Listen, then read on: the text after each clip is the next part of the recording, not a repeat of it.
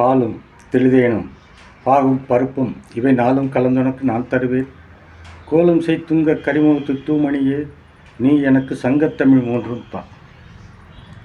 ஆன்மீக பாதையில் உங்களுடன் நான் இளங்கோ. இறைவனுடைய திருவருளாலே எல்லாரும் நலமாக இருப்பீர்கள் என்று நம்புகிறேன். இந்த வீடியோக்குள்ளே போகலாம்.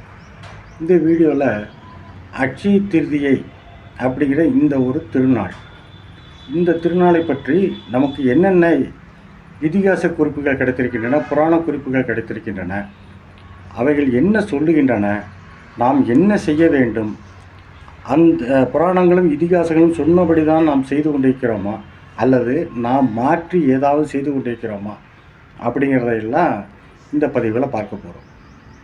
அட்சய அப்படி சொன்னாலே அள்ள அள்ள குறையாத அப்படிங்கிறது பொருள்.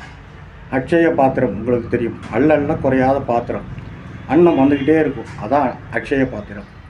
அட்சய திருதியை அள்ள அள்ள குறையாத ஒரு திருதியை. இந்த திருதியை எந்த திருதியை? மாதத்தில் அந்த வளர்ப்பிறைக்கு அப்புறம் சித்திரை மாதம் வரக்கூடிய வளர்ப்பிறை, அதாவது அமாவாசையிலேருந்து 3வது திதி, பிரதமை துவிதியை திருதியை, இது 3வது திதி. இந்த திதி ரொம்ப விசேஷமான ஒரு திதியாக சொல்லப்படுகிறது. இதுதான் அட்சய திருதியை.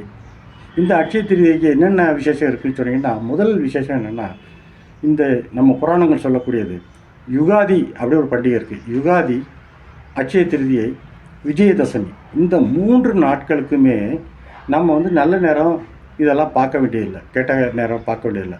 ராகு காலம், யமகண்டம், இது போன்ற விஷயங்களை கூட, ஓரைகள், இது கூட பார்க்க வேண்டியதில்லை. இந்த நாள் முழுவதுமே, இந்த 3 நாட்களும் முழுவதுமாக சுப முகூர்த்தம் அமைந்த நாட்கள் அப்படின்னு சொல்லியிருக்கிறாங்க. முதல் விஷயமாக சொல்லியிருக்கிறாங்க. இதை ஜோதிடத்தில் பார்த்திங்கன்னா 3.5 திதி அப்படி சொல்லுவாங்க. அந்த 3.5 திதி வரக்கூடிய நாட்களில் இதுவும் ஒரு நாள், அட்சய திருதியை. இது இதனுடைய ஒரு சிறப்பு அம்சம். இந்த திதியில், அந்த அட்சய திருதியில் நீங்கள் எந்த ஒரு நல்ல காரியத்தையும் செய்யலாம், நேரம் பார்க்க வேண்டியது கிடையாது. இந்த நேரத்தை தான் வாங்கணும், ராகு காலத்தை வாங்கிட்டோம், யமகண்டத்தில் வாங்கிட்டோம், இதெல்லாம் பார்க்க வேண்டிய அவசியம் இல்லை அப்படின்னு நம்முடைய முன்னோர்கள் சொல்லியிருக்கிறாங்க. இந்த திருநாள் எப்படி கொண்டாடுறாங்கன்னா, இந்துக்களும் கொண்டாடுகிறார்கள், சமணர்களும் கொண்டாடுகிறார்கள். அப்போ அதை கொண்டாடுற விதம் ஒன்று தான், ஒரே விஷயத்தை தான் சொல்கிறாங்க. அடிப்படையாக நீங்கள் பார்க்கும்போது இந்த காணொளி முடியும் போது நீங்களே புரிஞ்சுக்கிறீங்க என்ன சொல்லிட்டா வர்றாங்கங்கிறத. இந்த சமணர்கள் பார்த்திங்கன்னா, அவங்களுக்கு முதல் தீர்த்தங்கரர் அப்படி சொல்லுவாங்க. தீர்த்தங்கரர்னால் மிக முக்கியமானவர், அவர்களுக்கு அந்த மதத்தை பரப்பிய முதல் பெரியவர்னு வச்சுக்கோங்க. அவருடைய பேர் ரிஷபநாதர். அவர் தான் அவருடைய முதல் தீர்த்தங்கரர், அவர்களுடைய முதல் தீர்த்தங்கரர். அவர் என்ன செய்கிறாருன்னா, 400 நாள் விரதம் இருக்கிறார். அவங்களுடைய மதத்தில் அப்படி தான் சொல்கிறாங்க. 6 மாதம் இருக்கலாம், 400 நாட்கள் இருக்கலாம். இந்த 400 நாட்களில் ஒரு நாள் சாப்பிடுவாங்க, ஒரு நாள் சாப்பிடாமல் இருப்பாங்க, அப்படி கூட விரதம் இருக்கிறவங்க இருக்கிறாங்க. இவர் அந்த மாதிரி ஒரு விரதத்தை முடிப்பதற்காக அஸ்தினாபுரம் வருகிறார். அஸ்தினாபுரம் வரும்போது அந்த மன்னன், அந்த நாட்டு மன்னன் ஸ்ரேயான்ஸ் அப்படிங்கிறவர் இருக்கிறார். அப்போ அவர் என்ன சொல்கிறாருன்னா, இவர் யாருக்கும் உணவு கொடுக்கும்போது வாங்க மாட்டேங்கிறார். அவங்களுக்கு ஒரு பழக்கம் இருக்குது, அதாவது அவர்களுக்கு என்று பிரத்யேகமாக அந்த உணவு தயாரித்திருக்கக்கூடாது, எல்லாருக்கும் தயாரித்த உணவை தான் அவங்க சாப்பிடுவாங்க. அப்படித்தான் இந்த ரிஷபநாதர் அந்த சுவாமிகளுக்கும் அந்த மன்னன் கொடுக்குறான். என்ன கொடுக்குறான்னா, கரும்புச்சாறு கொடுக்குறான். அந்த கரும்புச்சாறை அவர் 2 கைகளிலும் இப்படி குவித்து வாங்கி குடிக்கிறார். எவ்வளோ குடித்து அந்த விரதத்தை முடிக்கிறார். எவ்வளோ குடிக்கிறார் தெரியுமா? குடமாக குடிக்கிறார். அது என்ன அதிசயம் சொன்னால், ஒரு சொட்டு கூட அவங்க விரதம் இருக்கின்ற காரணத்தினாலே, அவங்களுடைய அந்த புண்ணியத்தன்மையினால ஒரு சொட்டு கூட விழலை, கீழே விழலை. அப்படி குடிக்கிறார் அப்படின்னு சொல்லி ஒரு குறிப்பு சொல்லுகிறது. இப்போ இந்த இடத்துல நீங்கள் ஒன்று கவனிக்கணும். அப்படி அவர் அந்த கரும்புச்சாரை அந்த மன்னன் கொடுக்குற அந்த கொடுத்த நாள் அட்சய திருதியை. அப்போது கரும்புச்சாறு என்பது இந்த அட்சய திருதியை நாளிலே ஒரு பெரியவருக்கு கொடுக்கப்பட்டிருக்கிறது. புரிஞ்சுக்கணும், நல்லா புரிஞ்சுக்கணும், கொடுக்கப்பட்ட ஒரு நாள். அடுத்தது நம்முடைய மதத்தில் பாருங்கள், இதிகாசங்களிலிருந்து நமக்கு 4 குறிப்புகள் கிடைக்கின்றன. முதல் குறிப்பு என்னென்னா, ஒரு விசேஷம் என்னென்னா, இது பரசுராமர் ஜெயந்தி அப்படின்னு கூட கொண்டாடுறாங்க. திருமாலுடைய 10 அவதாரங்களில் 6வது அவதாரம் பரசுராம அவதாரம். அதனால் இது பரசுராம ஜெயந்தி. இந்த பரசுராம ஜெயந்தியில் கரெக்டாக அட்சய திருதி அன்றைக்கி வருதுன்னா, அப்படின்னு கேட்டிங்கன்னா, ஒரு நாள் முன்னே அல்லது பின்ன வரும். ஆனால் அவர் பிறந்தது அட்சய திருதியை தான் அப்படின்னு சொல்லி ஒரு இதிகாச குறிப்பு சொல்லுது. 2வது குறிப்பு என்ன சொல்லுது அப்படி பார்த்தீங்கன்னா, திரேதா யுகம் தொடங்கியது அட்சய திருதியை நாளில் தான் அப்படின்னு இன்னொரு குறிப்பு கிடைக்குது. மூன்றாவது குறிப்பு என்னென்னா, வேத வியாசர் விநாயக பகவானை வணங்கி எனக்கு அந்த மகாபாரதத்தை எழுத போகிறேன், நீங்கள் எனக்கு உதவி செய்யணும்னு கேட்குறாரு. அப்போது விநாயகரும் சரி அப்படின்னு சொல்லி சம்மதித்து தன்னுடைய கும்பு இருக்கு இல்லையா, அதை தந்தத்தை ஒடித்து அவர் எழுத ஆரம்பிக்கிறார். எழுதி மகாபாரதத்தை இந்த உலகத்திற்கு கொடுக்கிறார். அது நடந்த நாள் இந்த அட்சய திருதி. இங்கே நீங்கள் நல்லா கவனிக்கணும். விநாயகப் பெருமான் மகாபாரதத்தை எழுதி இந்த உலகத்தில் உள்ளவர்களுக்கு கொடுக்கிறார். கொடுக்கக்கூடிய ஒரு நாளாக அட்சய திருதியை அமைந்திருக்கிறது. இந்த ஒரு குறிப்பை பார்த்துட்டோம். நான்காவது குறிப்பு அது என்ன, பகீரதன் தவம் செய்கிறான். தன்னுடைய முன்னோர்கள் செய்த பாவங்களை எல்லாம் தீர்த்து அவர்கள் புண்ணியாத்மாக்களாக மாறுவதற்காக இறைவன் நோக்கி தவம் செய்து விண்ணுலகத்திலே, அதாவது தேவலோகத்தில் இருக்கக்கூடிய கங்கை நதியை மண் உலகுக்கு கொண்டு வருகிறான். அது அட்சய திருதியை நாளில் நடந்தது அப்படி சொல்லி நம்முடைய இதிகாசம் சொல்லுது. இங்கேயும் ஒன்றை கவனிக்கணும். பகீரதன் தவம் செய்து கங்கை நதியை இந்த மண்ணுலகில் உள்ள அனைத்து ஜீவராசிகளும் செழிக்குமாறு பயன்பெறுமாறு கங்கை நதியை கொடுக்கிறான். இந்த நாளில் அவன் என்ன செய்கிறான், கொடுக்கிறான். கங்கை நதியை பூமிக்கு கொடுக்கிறான் பகீரதன் அட்சய திருதியில். இந்த 4 விஷயங்கள் சொல்லியாச்சு. புராணங்களில் நமக்கு 2 உதாரணம் கிடைக்குது.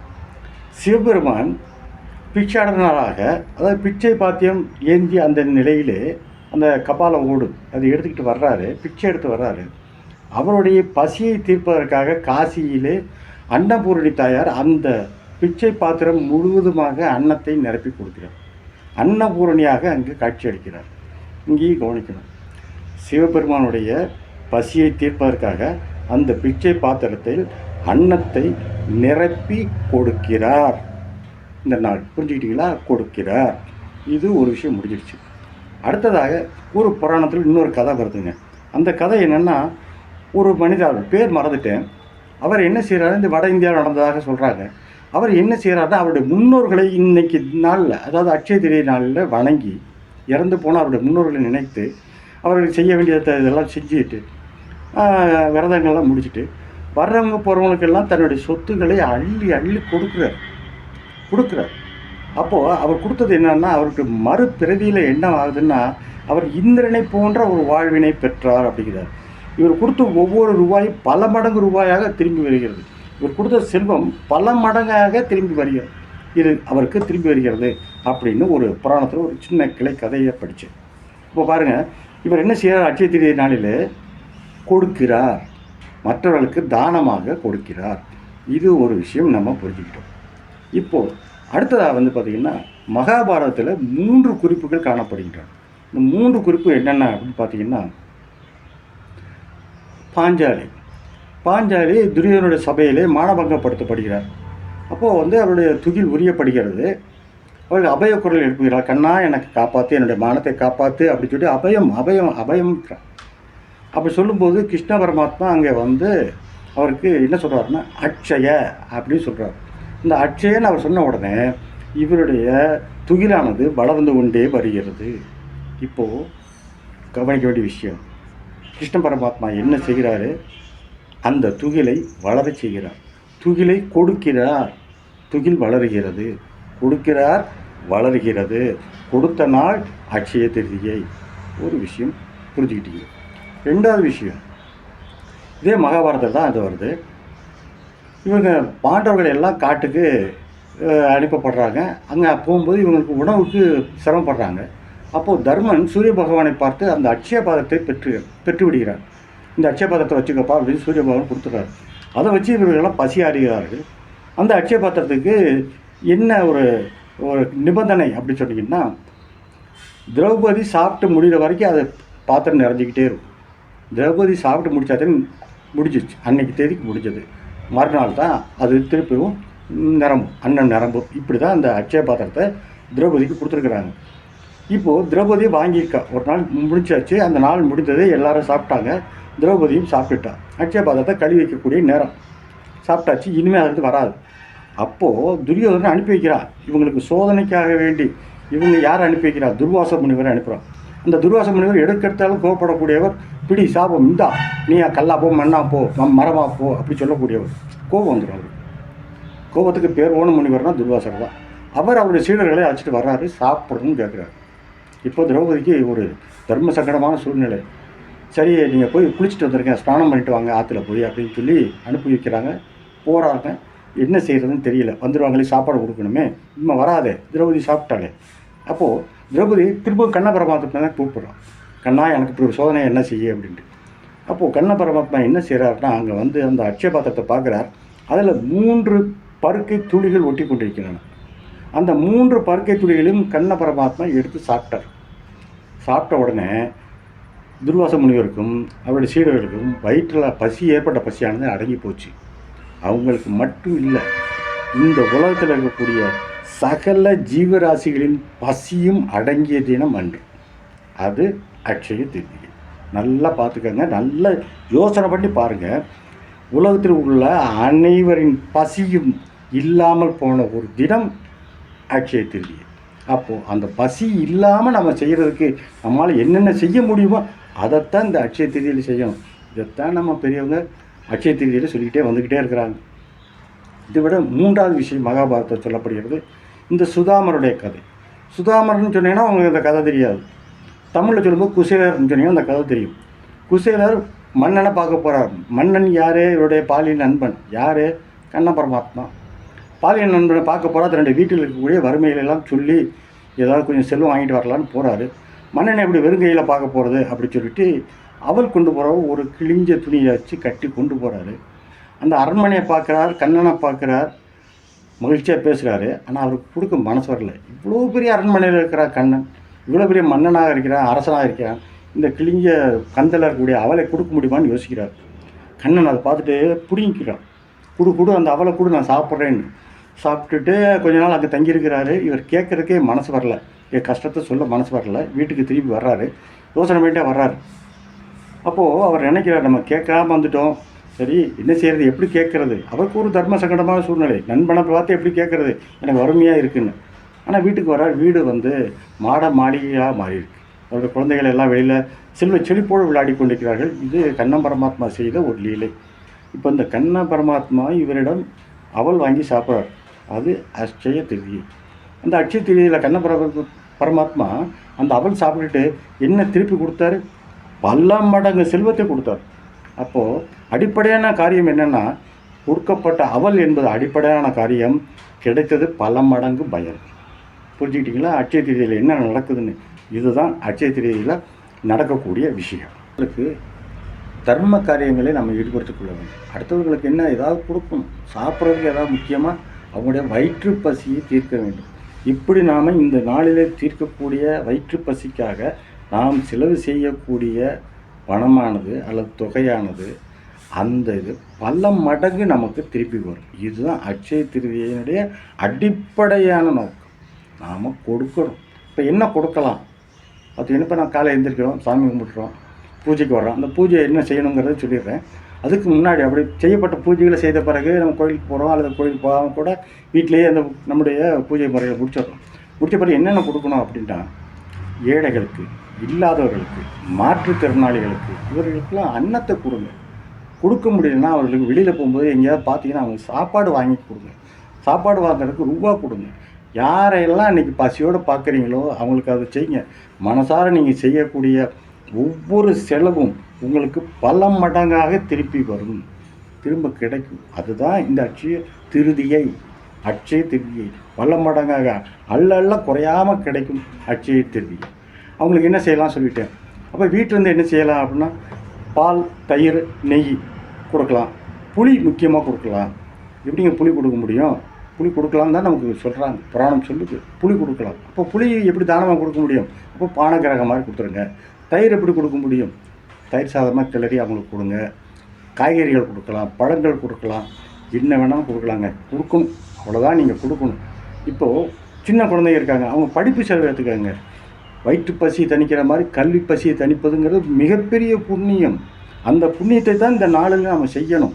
அதுதான் அட்சய திருதியோட ஒரு நோக்கமாக இருக்குது. இப்போ இந்த அட்சய திருதிய நாளில் வந்து என்ன செய்கிறாருன்னா, குபேரன் லக்ஷ்மி தேவியை மகாலட்சுமியை வணங்கியதாக ஒரு ஐதீகம் சொல்லப்படுகிறது. அப்போ அது என்னென்னா வணங்குறார். அது எதுனா லக்ஷ்மி மந்திரம் அப்படிங்கிற ஒரு நூலில் இது சொல்லப்பட்டிருக்கு. அதனால் இன்றைக்கி தேதியில் பூஜை பண்ணும்போது குபேரருடைய படத்தையும் நீங்கள் எடுத்து வச்சுக்கோங்க. குபேரருடைய எந்திரம் மறைஞ்ச தகடு எங்கேயாவது கிடச்சதுன்னா அதையும் வாங்கி வச்சுக்கோங்க. இன்றைக்கி பூஜையில் வச்சு குபேரர், மகாவிஷ்ணு, மகாலட்சுமி எல்லாரையும் நீங்கள் வணங்கலாம்.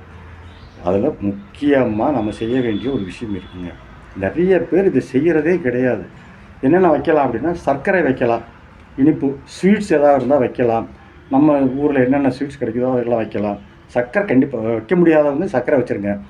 மகாலட்சுமி பிடித்தமானது கல் உப்பு வச்சுருங்க. மஞ்சள் வச்சுருங்க. தூப தீபங்கள் காட்டுங்க. விளக்கு ஏற்றிடுங்க. இவ்வளோதாங்க முடிஞ்சது நம்முடைய பூஜை. இவ்வளோதான் நம்ம எதிர்பார்க்கக்கூடியது. இப்போது கல் உப்பு வச்சாச்சு, சர்க்கரை வச்சாச்சு,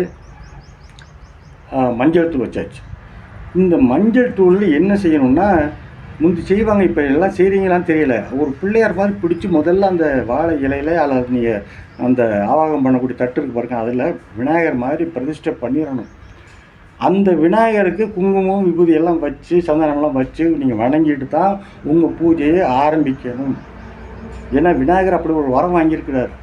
அருணகிரிநாதர் பாடுவார், முப்புறம் எரி செய்த அச்சிவன் ஒரே ரதம் அச்சது பொடி செய்த அதிதீரா அப்படி சொல்லுவார். சிவபெருமான் ஏறக்கூடிய தேரை விநாயக பெருமானை வணங்காமல் செய்யப்பட்ட காரணத்தினாலே அந்த தேரின் அச்சு முறிந்தது. இது அருணகிரிநாதர் சொல்கிறார். அப்போது விநாயக பெருமானை வணங்காமல் நீங்கள் எந்த பூஜை செய்தாலும் அந்த பூஜைக்கு பலன் என்பது கிடையாது. எழுதி வச்சுக்கோங்க. விநாயகர் பெருமானை நீங்கள் எந்த பூஜை செய்தாலும் சரி, அது விஷ்ணுவை வணங்குபவர்களாக இருந்தாலும் சரி, சிவனை வணங்குபவர்களாக இருந்தாலும் சரி, முருகனை வணங்குபவர்களாக இருந்தாலும் சரி, முதல் பூஜை விநாயகருக்கு தான். ஆக அதை செய்ய மறந்துடாதீங்க. இன்னொரு விஷயம், நான் ஏற்கனவே ஒரு பழைய வீடியோ ஒன்று போட்டிருக்கிறேன். அதில் பார்த்துருந்தீங்கன்னா உங்களுக்கு தெரியும். வீட்டில் வைக்கக்கூடிய விநாயகருடைய படம் எப்படி இருக்குன்னு நான் சொல்லியிருக்கேன். விநாயகருடைய படமானது நீங்கள் விநாயகர் படத்தை பார்த்தீங்கன்னா அல்லது அந்த விநாயகருடைய சிலையை நீங்கள் பார்த்தீங்கன்னா அவருடைய துதிக்கியானது நாம் பார்க்கும்போது நம்முடைய வலதுகை பக்கம் திரும்பி இருக்கிற மாதிரி இருந்தால் அது சிறப்பு. இடதுகை பக்கம் திரும்பி இருந்ததுன்னா அது கோயிலில் வைக்கக்கூடிய விநாயகர் சிலை. இப்போது வலது பக்கம், அதாவது விநாயகர் பெருமானுக்கு இடது பக்கம் நாம் பார்க்கும்போது நமக்கு வலது பக்கமாக இருக்கும், திரும்பி இருக்குன்னு வச்சுக்கோங்க. அந்த மூர்த்திக்கு பேர் வாமமுகி மூர்த்தி. இடது பக்கமாக நாம் பார்க்கும்போது இடது பக்கமாக அவருடைய துதிக்கை திரும்பி இருந்தால் அதற்கு பெயர் தட்சிணமுகி மூர்த்தின்னு பேர். இந்த வாமமுகி மூர்த்திக்கும் தட்சிணமுகி மூர்த்திக்கும் என்ன வித்தியாசம்னு சொன்னால், சிவபெருமானுடைய சுவாசம் நடைபெறுகிறது இல்லையா, அதில் அவருடைய இடது பாகத்திலிருந்து விடும்போது அது சந்திர சக்தி, வலது பாகத்திலிருந்து விடும்போது அது சூரிய சக்தி. இந்த வலது பாகத்திலிருந்து விடும்போது, அதாவது நாம் பார்க்கும் வலது பாகம் அவருக்கு இடது பாகம், அதில் சந்திர சக்தி வரும்போது அதில் அளவான கருணை இருக்கும், மிதமான வெப்பம் இருக்கும், மனிதருக்கு ஏற்ற சூழ்நிலை அது. இந்த பக்கம் பார்த்திங்கன்னா அந்த சூரிய சக்தியின் மூலமாக வெளிப்படுகின்ற ஆற்றல்கிறது அளவுக்கு அதிகமான ஆற்றல் அதை வெளிப்படுத்துவார். ஏன்னா அது சூரிய சக்தி, அளவுக்கு அதிகமான ஆற்றல் வெளிவரும். அப்போ அந்த ஆற்றலை வீட்டில் வச்சுட்டிங்கன்னா வீட்டில் உள்ளவர்கள் அதை தாங்கக்கூடிய மனிதர்கள் இருக்க முடியாது. அதை தாங்குகிற அளவுக்கு மனிதர்களுக்கு சக்தி இல்லை அப்படின்னு புராணம் சொல்லுதுங்க. நீங்கள் என்ன செய்ய போகிறீங்கன்னு தெரியல. முடிஞ்சால் இந்த மாதிரி படங்களை வாங்கி வச்சுக்கோங்க. இது கோயிலில் நாங்கள் வச்சிங்கன்னா அவங்க கோயிலில் இந்த விநாயகருக்கு தினம் பூஜை புனஸ்காரங்கள் எல்லாம் நடக்குது. பெரிய கட்டடத்தில் இருக்கிறார், பெரிய கோயில் போன்ற அமைப்புகளில் இருக்கிறாரு. அதனால் அந்த வெப்பம் அதே அளவுக்கு அதிகமான ஆற்றல் எல்லாம் அதை ஈர்த்துக்கொள்ளும். அதனால் இந்த ஒரு விஷயத்தையும் நீங்கள் மறக்காமல், முடிஞ்சால் எங்கேயாவது போகும்போது பார்த்தீங்கன்னா கிடைச்சதுன்னா இந்த விநாயகர் படத்தை வாங்கி வச்சு பூஜை செய்ய இன்னும் சிறப்பாக இருக்கும். உங்களுக்கு நிறைய செல்வம் சேரும். இப்போ அடுத்த கேள்விக்கு வந்துட்டோம்.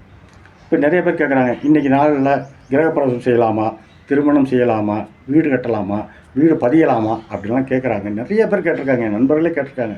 நான் அவர்களுக்கெல்லாம் சொல்லக்கூடிய ஒரு விஷயம்தான், இது எல்லாம் இந்த நாளில் செய்வதற்கு எந்த தடையும் கிடையாது. ஆனால் சில சமூகங்கள் இந்த விஷயங்களெல்லாம் இன்றைக்கி செய்யக்கூடாது அப்படின்னு சொல்லி சில சமூகங்களில் கட்டுப்பாடு இருக்குது.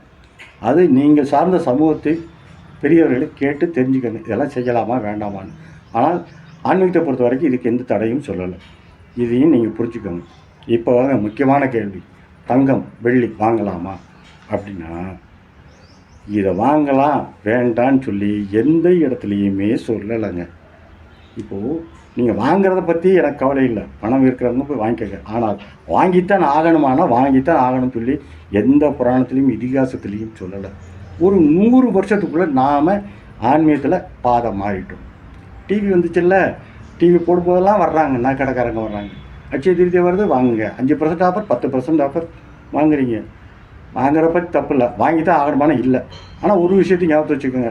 நீங்கள் அட்சய திருதியைக்கு நீங்கள் புக் பண்ணியோ வாங்கிட்டீங்கன்னா அதுக்கு அடுத்த 2வது நாளோ 3வது நாளோ அதுக்கு அடுத்த ஒரு வாரத்துலையோ தங்கம் விலை கண்டிப்பாக நீங்கள் வாங்கின விலையை விட குறையத்தான் இருக்குது.